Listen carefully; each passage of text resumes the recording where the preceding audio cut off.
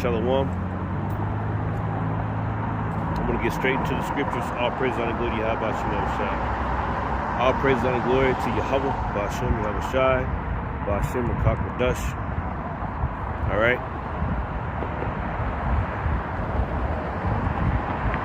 So, hey, shalom to the hopeful elect. Let's get straight to it. It's John 13.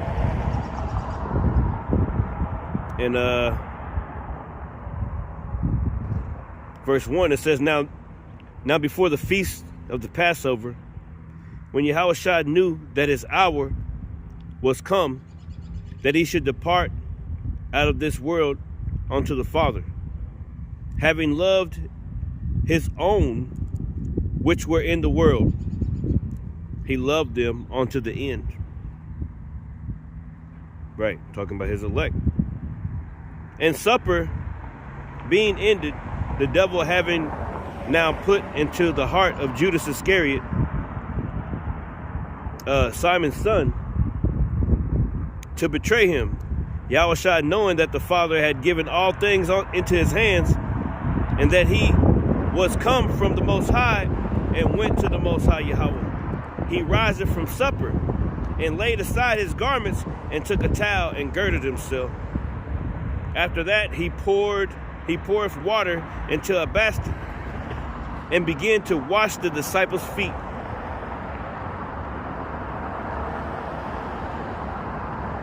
And to wipe them with the towel wherewith he was girded.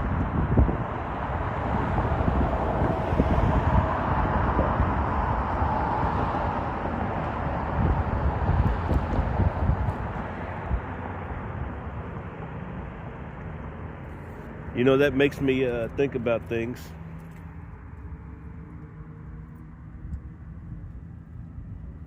You know, right. Are you going to wash your brother's feet?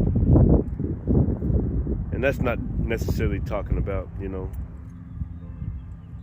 really wash their feet. But that's what the Lord, he really did that.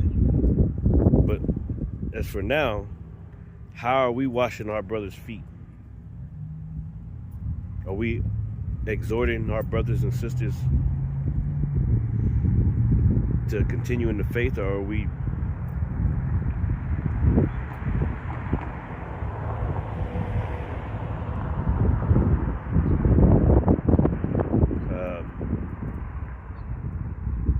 this is a perfect example of humility, of love. Like the Lord loved his disciples, man. He loved his people. He did so many great things to them. So many things, man. And it can go on and on. We can keep on talking about the Lord, Yahweh Ba'Shem Shai. All right, sending his son, Yahweh Shai, into the world, doing all types of great miracles in the earth, man. They said you wouldn't even be able to count them.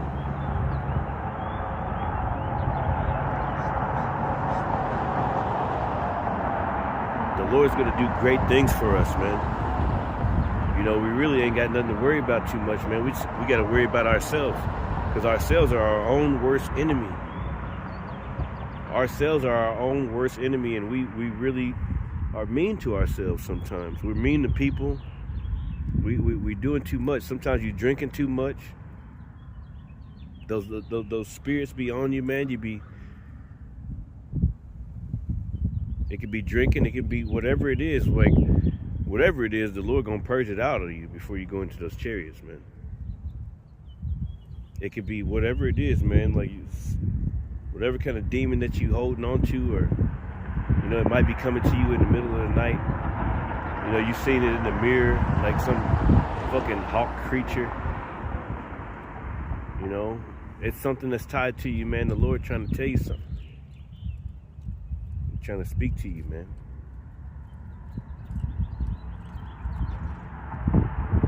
He wants you to get rid of it, man. You know? Something that's taking over you.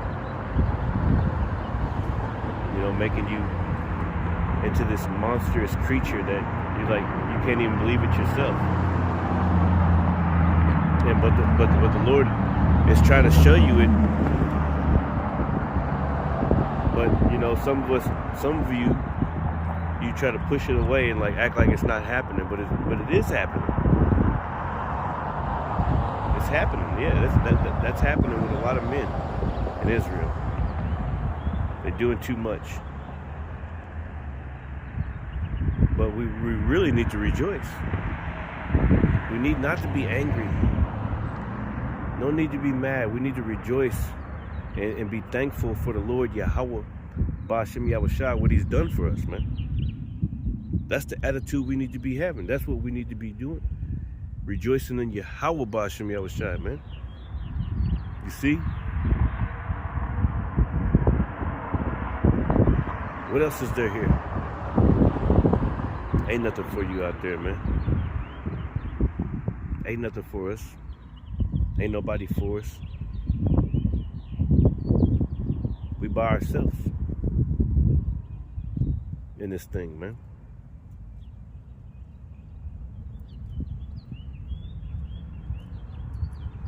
Look at these. I want to read some examples and stuff, man. But let me finish this John 13. John 13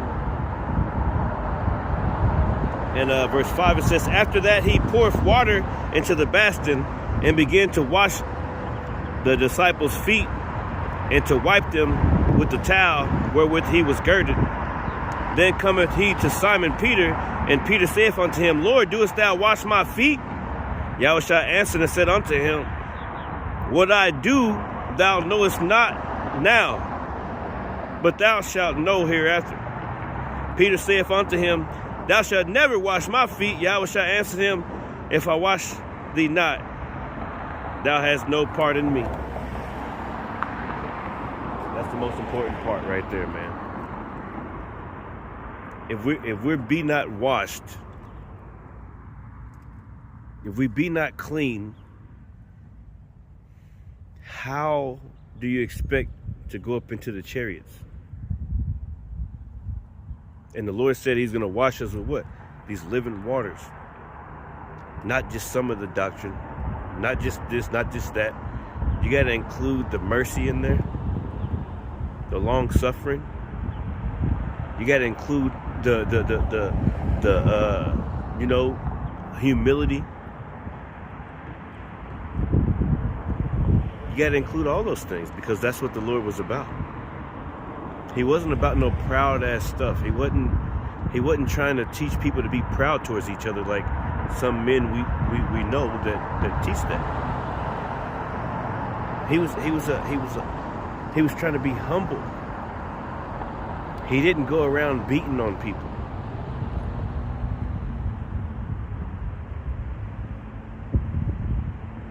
He told you to love your neighbor, meaning your brother. He didn't say I want you to put a curse on your brother and pray to me for me to kill your brother. He didn't say that.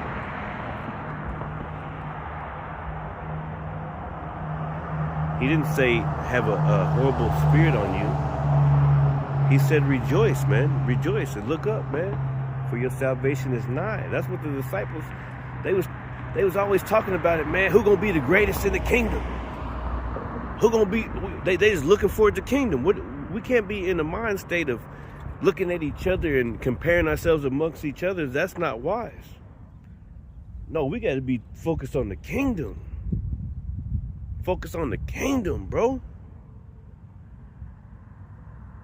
You know? Hey, we about to get out of here.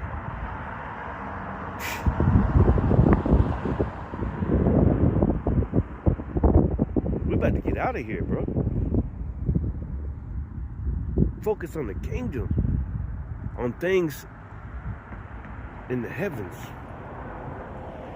on the mind of Yahweh Shai Mashiach. Like, what kind of planets did he get? What kind of things he got for us planned? We can only imagine a certain amount. But what does the Lord have planned for us? Like, we got so much going down, man. We can't harden our hearts. Going back to my title of my lesson, harden not your hearts. John chapter 21. And I'll start at 18. It says, Verily, verily, I say unto thee, when thou wast young, thou girdest thyself and walkest whither thou wouldest. But when thou shalt be old, thou shalt stretch forth thine hand, and another shall guide thee. That's right.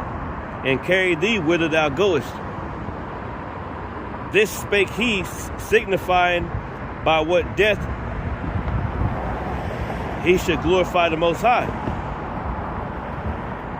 Right. And he's basically speaking about Peter's death. Yeah. So he said, it says, and when he had spoken this, he saith unto him, follow me. It says, no matter what you go through, this is what you're going to have to go through. You're still going to have to follow me. You're going to have to follow me, man. And what the Lord say, man? All right? It says, then Peter turning about, right? Then Peter turning about, said, see if the disciple whom Yahweh Shai loved following, right? Let me read it in the CSB. What's that? That's the only one I can get on here. Let me see if I can read it. Let me see what it says.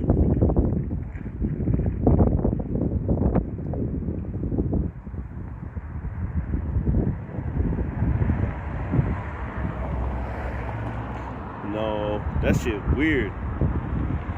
Hell no, I ain't reading that shit. Let's see if I can get a different one. Get me fucked up.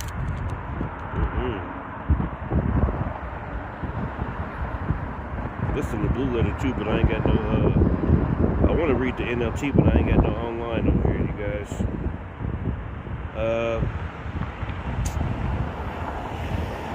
CSB, I can read that one.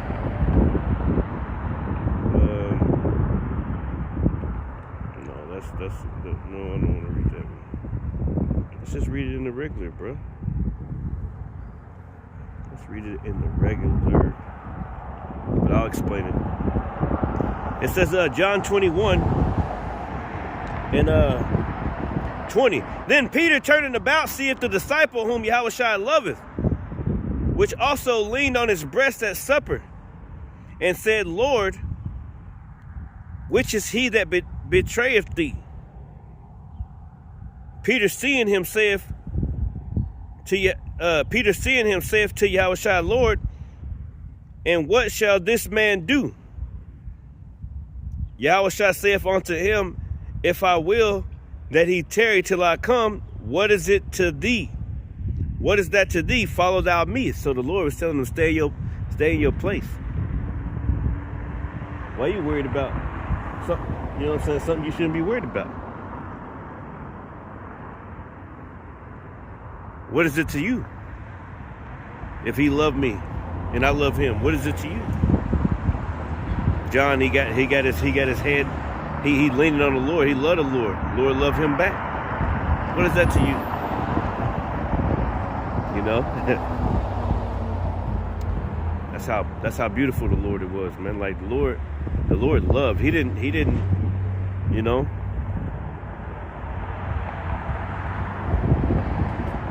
He said, what is it to you, Peter? Like, what is it to you, some of you Israelites? What is it to you that the Lord love a man? That he revealed his secrets unto him. He showed things to him through the spirit of discernment that others don't see, and they get intimidated. But what is that to you? You ain't got nothing to do with that. We gotta focus. We gotta keep your eyes single. Hey, the Lord be dealing in different measures, man. We can't force the course of the river, always looking into this and this and this and this, instead of just doing what the Lord told us to and love our neighbor and just to be cool and be kindly affectionate one to another. You know? Because in the end, we're all going to be straight. But right now, like, what is it to you that the Lord love him? Why are you mad? You know? We got to take these things into consideration. Are we being like hypocrites? Are we being like men of the Lord? The reason why these things be having to come out, because it's the truth. All right? It's the truth. It says, let's go to the next one, really. Let's go to the next one. All right? He said, what is it to you? So harden not your hearts. Because basically Peter was hardening his heart in that time. Hello, how y'all doing? All good. It says, let me see.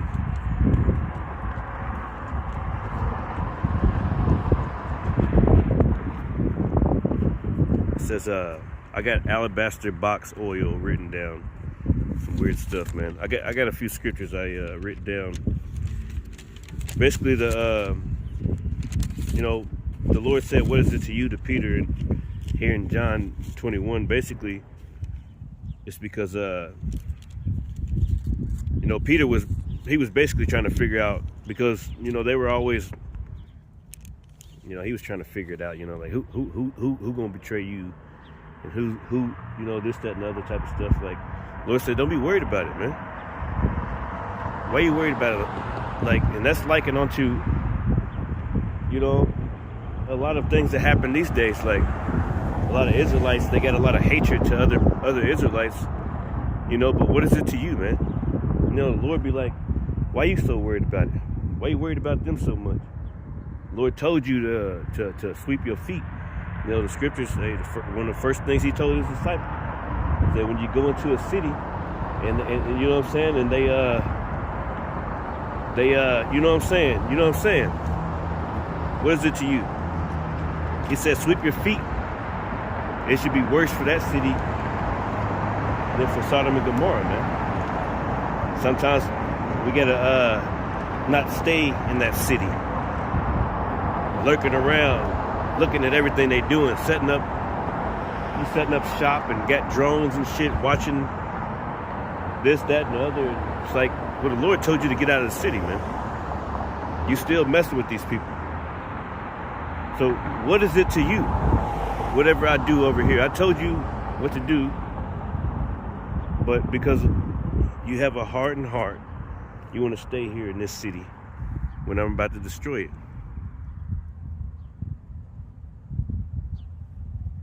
What is it to you, right? Don't stick around. So in the alabaster box, right? And I'm just talking about harden not your hearts, because in the end, brothers and sisters, man, we're gonna be straight. Like, we need to just focus on the Lord, man. Focus on Yahweh Shai and what he doing for us, how we gonna please him in the end. Don't be focused on everything else. Focus on Yahweh Shai. Matthew 26 and 7. It says, I started 6. Now, when Yahushua was in Bethany in the house of Simon the leper, then came unto him a woman having the alabaster box, a very precious ointment, and poured it on his head as he sat at meat. Right. Man, I bet she was crying. Goodness gracious, man. The King, the Lord is here, man. It says, but when his disciples saw it, they had indignation, saying, to what purpose is this waste? Right. It says, for this ointment might have been sold for much and given to the poor. When Yahushua understood it, he said unto them, why trouble ye this woman? For she had brought a good work upon me. That's right, man. Why you keep messing with the little ones, man? They want to represent the Lord too.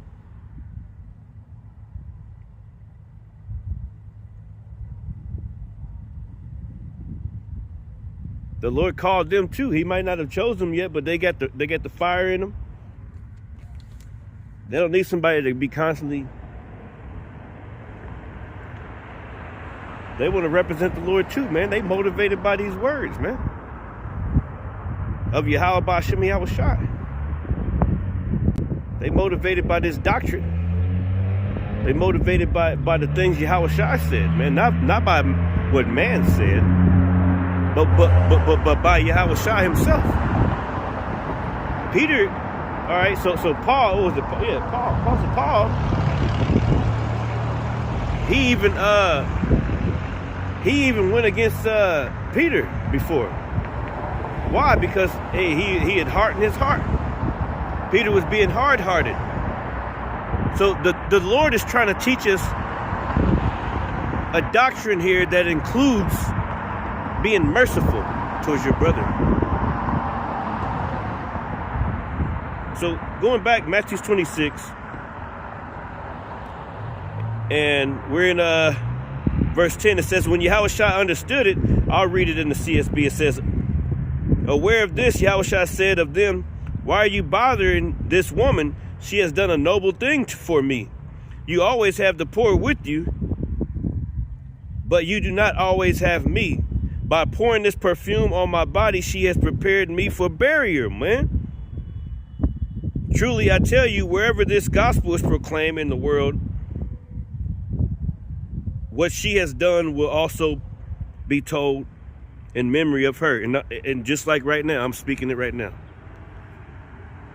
So what is it to you that this woman wants to anoint my body for burial? What is it to you that, liken unto these prophets, these men that want to praise the Lord? What is it to you? Why can't they praise the Lord? Why can't they be happy praying the Lord? Why they got to be mad and angry praising the Lord? Why you want to put a witchcraft spell on them and act like they got to be angry all the time? What is it to you? Why are you so worried about it? Why are you so bothered by what other men do and what other men are doing? Why you keep worrying about everybody else? Why can't you worry about yourself? What is it to you that the Lord is dealing with men and women? What is that to some of us? We got to be happy for brothers and sisters, man. The Lord be moving. This ain't no, like I hate my brother. I want him to die. No, what is it to you, man? Why are you so worried about the Lord having love for a brother? This is Mark. Yeah. What I got? Mark chapter 9. And that's pretty much it. I can close right there. Mark chapter 9 and 33. And I'll get this one because it's real. It says, and he came to Capernaum, and being in the house, he asked them, what was it disputed among yourselves by the way?